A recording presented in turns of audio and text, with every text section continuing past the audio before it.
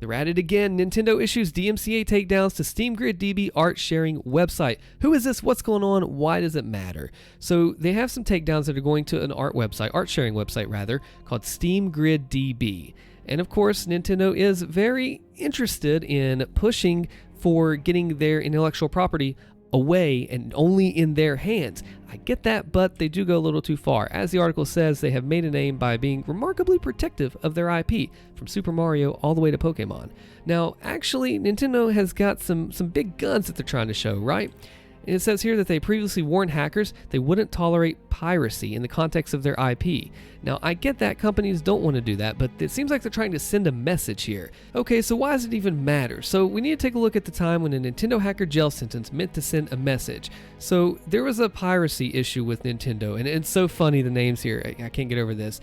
And what Nintendo tries to do is they put their strong arm out, they bring all their lawyers, their money, their litigation, and they pile it all onto you. Now, you and I, we can't afford to fight against a gigantic monstrosity of a company. Like, Nintendo is huge, so what they'll do is they will take it and just beat us down with litigation until we finally just say, okay, I give up, or rather say, oh, I'm not even going to get into that mess. And when we find a perfect example here, as the article says, they're particularly aggressive when it comes to dealing with anyone stepping out of line with the copyrighted properties. That can be cease and desist orders to players creating their own fan versions or continuations of games. Like, hold on, if you want to make a new mod for a game, you should be able to do that. Now, using IP does get a little bit trickier for using their exact sprites and files.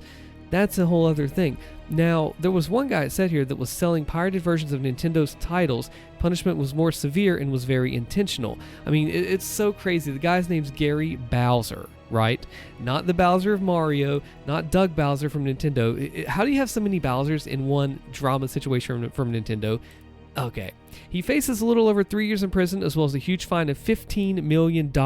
If that sounds excessive, it was by design. Nintendo lawyers made it clear that the sentence was meant to send a message to potential malefactors. So now we bring it on back to SteamGridDB. They're saying, hey, you cannot put this shared art on this site because there's a connection to Steam Deck and emulation. Oh, do you want to do that? Are you sure you want to do that? Because we have a whole lot of power and lawyers and money and litigation we can just kind of throw at you. We're going to scare tactic you down and out of the way because we know that you can't afford to fight back against our tons of money. So you better just go ahead and back away now. Do you see what I mean? They're using the scare tactics and the power they have to drill it in your head like, I got to get out of here. I can't do this. I'll give up.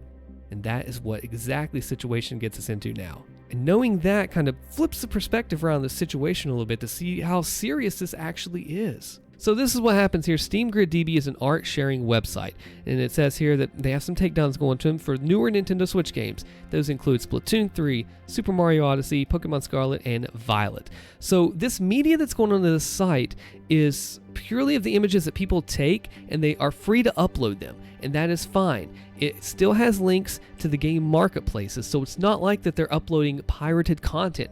They're uploading media and art from the game, which is completely above the board. But why is that an issue if everything is supposed to be okay, if they are actually clear to do that? Well, it's a link was why. So the videos showing how to emulate Nintendo games on the Steam Deck is a problem.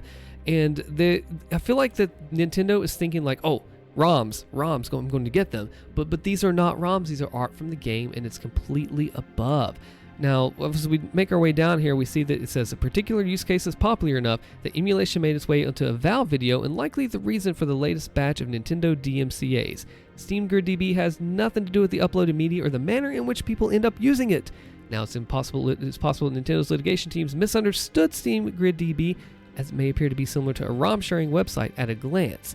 So could we maybe think that Nintendo's a little bit off base here, thinking that the site is something that it is not. So let's jump over here real quick and take a look at some of the comments and see what's going on here. So this person says, I don't think it's going to work. The site isn't hosting ROMs, and yeah, they're hosting artwork, but you could literally Google for the images. It just saves time. This is true. I mean, I could take the artwork, you could put it on Google and find it that way. But it seems like the link is that Steam Deck emulation connection there. It's not like these are ROMs. They go on to say that I think Nintendo is trying to tackle the Steam Deck in whatever way they think they can because they don't like emulation. Even in reality, they could just have, I don't know, their own store that had thousands of games ready to play with great quality emulation. So we know that Nintendo has a certain idea. We know that when we step back here to the previous article that's talking about the hacker and the jail time, let's go ahead and come down here a little bit. Particularly aggressive when anyone steps in line with the property. They want control over what's going on. They want to be able to say, hey, this is our IP. You're taking the pictures in the game. This could possibly be connected to emulation. We really don't like emulation. So we would like to have the power over to say what happens and what does not.